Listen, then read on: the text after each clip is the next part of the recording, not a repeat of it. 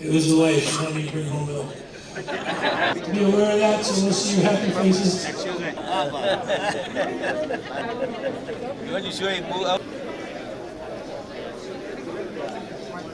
Ladies and gentlemen,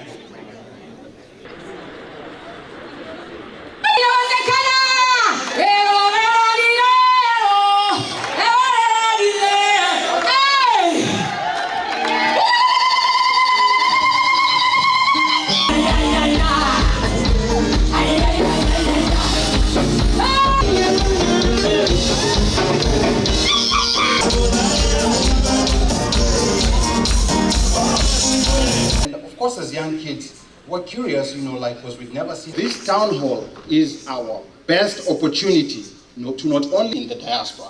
So this is our day with. For those of you who are maybe above the age of 40, maybe the age of 40. No, it's not around here. So a big hand for yourselves for putting this together. Means Jabali, Africa. Getting the bill. Sally was getting Kwapi. Alright, Mama Sally was getting in the building. So this is a high-powered delegation, I don't think and they chose the DC area to come out and meet. When I look at the crowd here, this is hashtag for the event tonight is as in here in DC. So when you post for with corruption, put them in jail. The war in Ukraine, thousands of kilometers away from our borders, it's also having a very major negative effect on our economy. So you know that Kenya exports tea, coffee, cut flowers, fruits, and so on to those destinations. So at the moment, we are actually losing a market of over $100 million. And once they've trained properly in the skills, they should be able to acquire meaningful jobs where they can be able to earn proper salaries, to be able to transform their socio-economic status and support their parents. Not being told, kazi ni kazi, sukuma wilbaro. Mostly the Ministry of Lands. These diasporans are losing a lot of money through the Ministry of Lands. They are buying land and we find that the land has been bought by 3 different people. And we don't even have time to follow up. We end up losing that land, Your Excellency. I'm also happy to see that even here at DC, that you love Baba. I've also come to confirm that from Central Kenya, for the first time in the history of Kenya, we are going to vote for Baba. Gig economy is contributing close to 30,000 jobs in Kenya today. It is almost as big as AGOA. We think that AGOA is the biggest partnership with the US. The gig economy powered by IT seems to be the bigger one. But why is it that when I come to the US, I pay Uber 6 times more than what I pay in Kenya?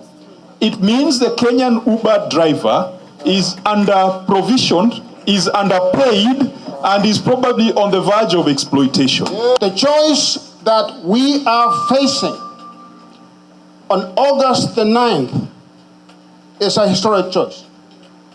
I believed in you then, I still do, and I can say quite clearly that from the looks in the political terrain, we have a president with us. I don't want to give you my views. I will just remember one thing I picked from here. I've picked up a lot of things, but the thing that struck me was that we don't want to push wheelbarrows. We want to push keyboards. Yes, ma'am. But there is something you and me must do. We must make it an overwhelming win. It doesn't matter whether you are registered to vote in Kenya or not. You make calls to your loved ones every day. You've got more votes than the vote in your pocket.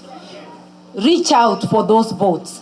Convince Kenyans that indeed there is no other choice but Baba the Fifth. The difference between us as Mio and the competition is like night and day. And in Kenya today, what we have is a deficit of good leadership. Uongozi bora. And that is what we are looking for. We are looking for a team leader who can be trusted, a person who has been tried and tested, a person who has been consistent and passionate in fighting for the rights of Kenyans. There is no other person in the race except Baba the Fifth.